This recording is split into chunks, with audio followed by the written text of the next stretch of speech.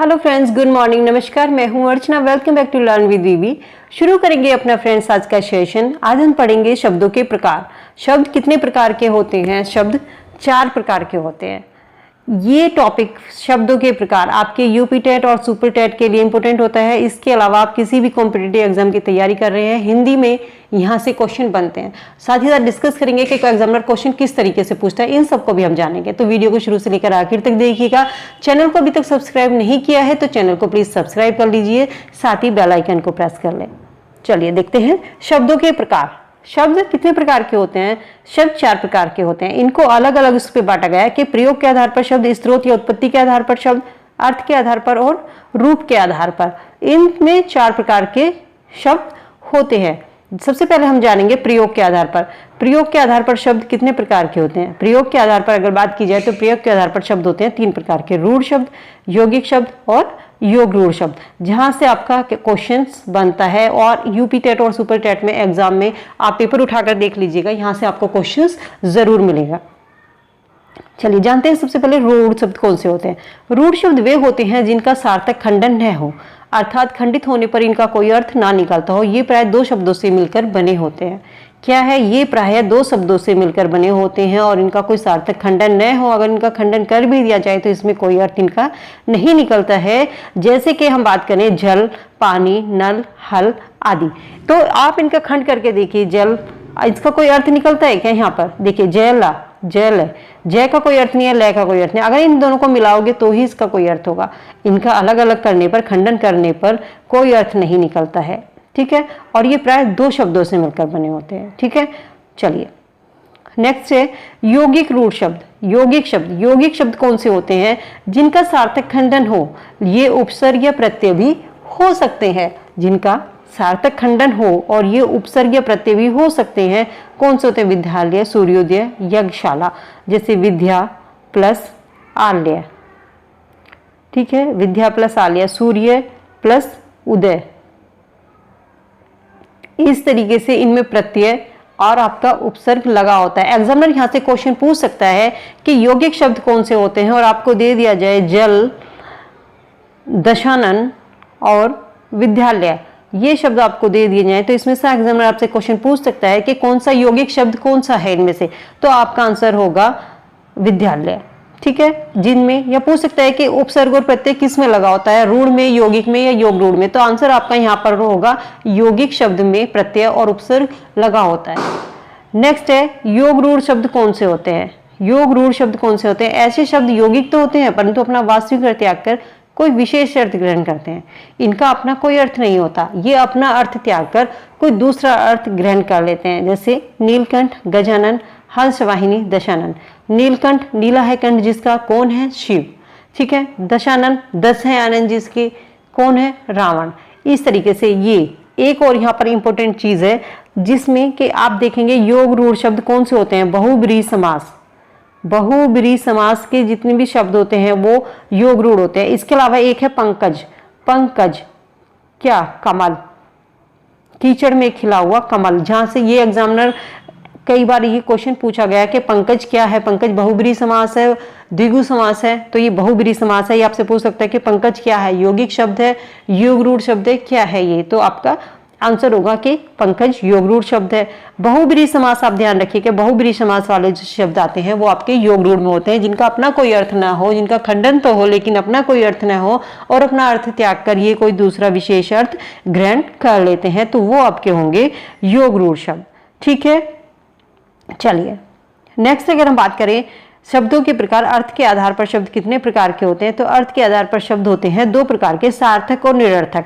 सार्थक शब्द होते हैं एकार्थी, अनेकार्थी, पर्यायवाची, विलोम शब्द और भिन्नार्थक। निरर्थक शब्द होते हैं जिनका कोई अर्थ न हो, जैसे वाय, वाद, हट, वमान। हम कहते हैं रोटी वोटी, पानी वानी, तो ये शब्द जो आप वानी वानी लगाते हो, वोटी, तो इन शब्दों का कोई अर्थ नहीं होता, ये होते हैं निरर्थक शब्द। भर पेट। ठीक है, नेक्स्ट है इसमें बात करें स्रोत और उत्पत्ति के आधार पर। स्रोत उत्पत्ति के आधार पर शब्द कितने? तत्सम, तद्भव, देशज और विदेशज शब्द जो आपके आते हैं वो उत्पत्ति या स्रोत के आधार पर उनकी हम जानते हैं। लेकिन ये शब्द जो हैं आपके तत्सम और तद्भव, इनका मैं एक अलग से वीडियो बनाऊंगी, उसको डिटेल में डिस्कस करेंगे, ठीक है।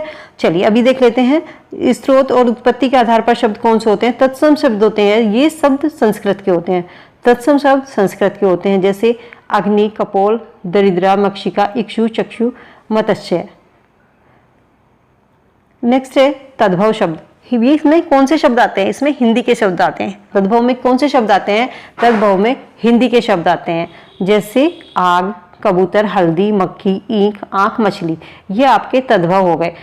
किसी भी कॉम्पिटिटिव अगर एग्जाम आप दे रहे हैं तो आप देखेंगे उसमें तत्सम, तद्भव और रूढ़, योग रूढ़ से और अविकारी, विकारी से आपके एग्जाम में क्वेश्चंस पूछे जाते हैं। तो ये टॉपिक आप सभी के लिए इंपॉर्टेंट है हिंदी का। ये मत सोचिएगा कि आप ये केवल यूपी टेट या सुपर टेट के लिए इंपॉर्टेंट है। यूपी टेट और सुपर टेट के लिए तो इक्वली इंपॉर्टेंट है ये। यहाँ से तो आपके 1-2 नंबर पक्के हो जाएंगे, इसके अलावा इसमें से और कुछ नहीं पूछा जाता है, ठीक है।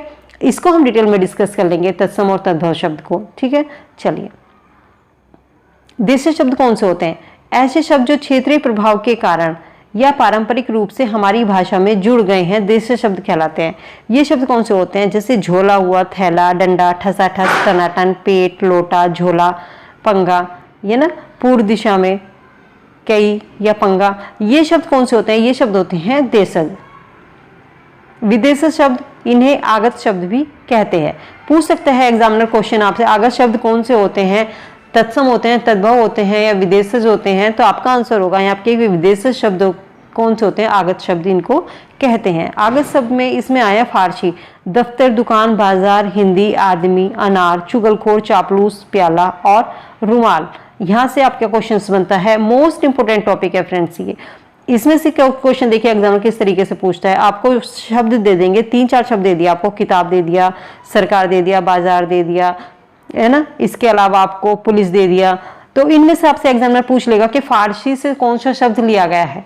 तो यहाँ पर आपको ये थोड़े से क्वेश्चन, ये जो शब्द हैं ये आपको याद करने होंगे, ठीक है।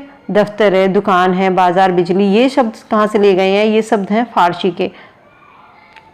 अरबी से किताब, आपका यू सुपर टेट में क्वेश्चंस ये पूछा गया कि किताब किस उसका शब्द है, फारसी का है, अरबी का है या तुर्की का है। तो किताब किसका शब्द है, अरबी का शब्द है। कानून, सरकार, अदालत, कुरान, अमीर, गरीब, फकीर, खत, ऐनक आदि। नेक्स्ट है तुर्की। तुर्की के शब्द कौन से हैं, चाकू, चम्मच, उर्दू, तोप, बंदूक, बारूद और हथियार। पुर्तगाली शब्द हैं कमीज, कप्तान, अलमारी, आलू, बगीचा, तंबाकू, अनानास। चीनी शब्द हैं चाय, पटाखा, लीची। फ्रांसीसी शब्द है पुलिस, पुलिस फ्रांसीसी शब्द है। कर्फ्यू, इंजन और इंजीनियर कौन से शब्द हैं, फ्रांसीसी शब्द है। टेलीफोन कौन सी भाषा का शब्द है, टेलीफोन यूनान भाषा का शब्द है। रिक्शा कहाँ से लिया गया है, रिक्शा जापानी शब्द है, ठीक है।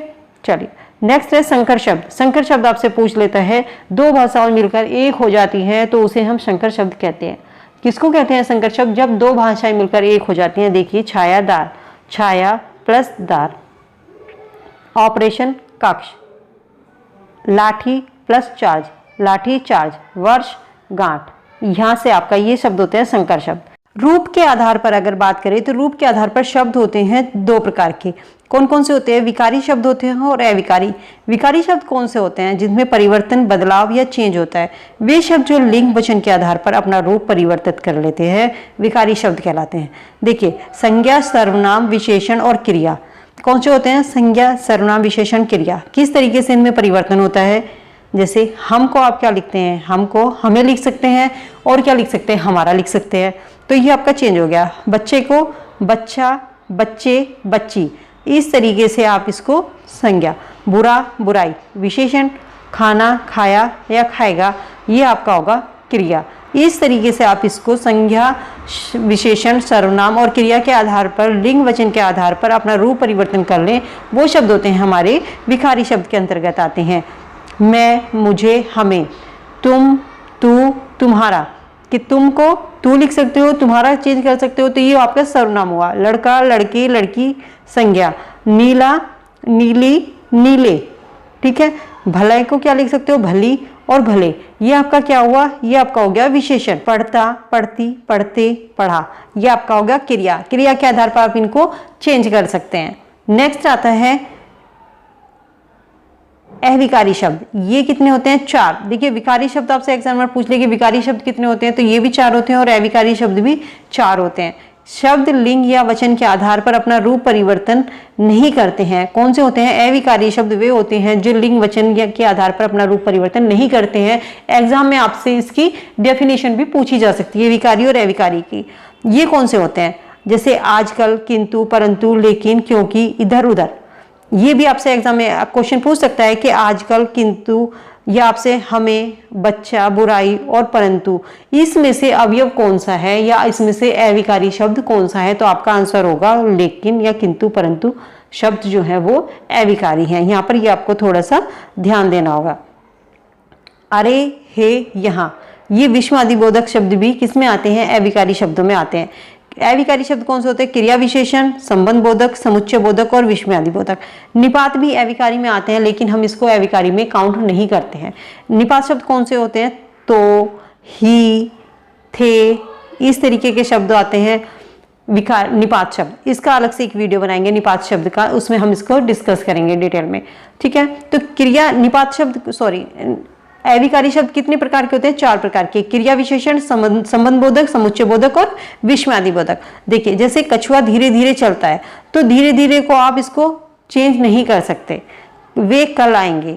कल को आप कुछ और नहीं लिख सकते, वे कल आएंगे, या वह कल आएंगे, हम कल आएंगे, तो ये चेंज नहीं होगा। अगर आप क्रिया विशेषण, संज्ञा, सर्वनाम कुछ भी आप शब्द चेंज कर रहे हैं तो ये शब्द जो है वो चेंज नहीं होते हैं, वो आपके होते हैं अविकारी शब्द। जिनका कोई कुर्सी इधर रख दो या कुर्सी उधर रख दो, बेड इधर रख दो, आप इधर खड़े हो जाओ, ये शब्द किसी के साथ भी परिवर्तन होने पे अपना रूप परिवर्तन नहीं करते हैं, ठीक है। जो शब्द अपना लिंग वचन के आधार पर रूप परिवर्तन कर लेते हैं वो होते हैं हमारे विकारी।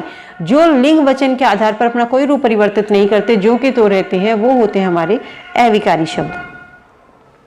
चलिए अब थोड़े से प्रश्न जान लेते हैं कि एग्जाम ने क्वेश्चंस किस तरीके से आपसे पूछ सकता है। देखिए फर्स्ट क्वेश्चन है, विकार के आधार पर शब्द कितने प्रकार के होते हैं?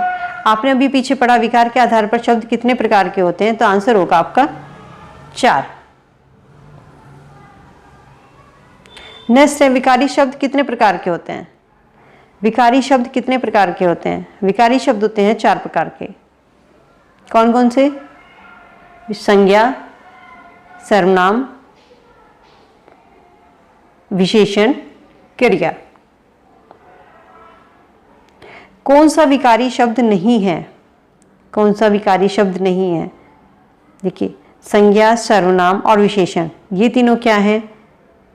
ये विकारी शब्द हैं। क्रिया विशेषण कौन सा है? ये अविकारी शब्द है। नेक्स्ट है, अविकारी शब्द नहीं है। अविकारी शब्द नहीं है।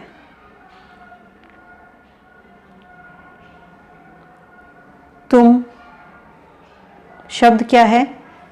विकारी शब्द है। किंतु, अचानक, क्योंकि, ये तीनों ही शब्द कौन से हैं? ये अविकारी शब्द हैं। अवयव शब्द कौन से हैं? अवयव, अविकारी को क्या कहा जाता है? अविकारी शब्दों को अवयव शब्द कहा जाता है। तो आपने अभी देखा कि क्रिया विशेषण क्या है? अवयव शब्द है। इसके अलावा क्रिया विशेषण और संज्ञा, ये तीनों कौन से शब्द हैं? ये तीनों विकारी शब्द हैं। कौन सा शब्द अविकारी शब्द है? कौन सा शब्द अविकारी शब्द है? यहां पर आप लगा के देखिए, आंख को आप क्या लिख सकते हो? आंख को आप आंखें भी लिख सकते हो। लड़के को लड़का, लड़का, लड़के। विद्रोह को विद्रोही आप लिख सकते हो, लेकिन क्योंकि आपका क्योंकि रहेगा, तो आंसर होगा 4th। क्योंकि शब्द क्या है? अविकारी शब्द है, ठीक है। सो फ्रेंड, ये था हमारा एक छोटा सा वीडियो। उम्मीद करती हूँ कि वीडियो आपके लिए यूजफुल होगा, और वीडियो आपको पसंद आया तो इसे फ्रेंड के साथ में ज़रूर शेयर कीजिएगा।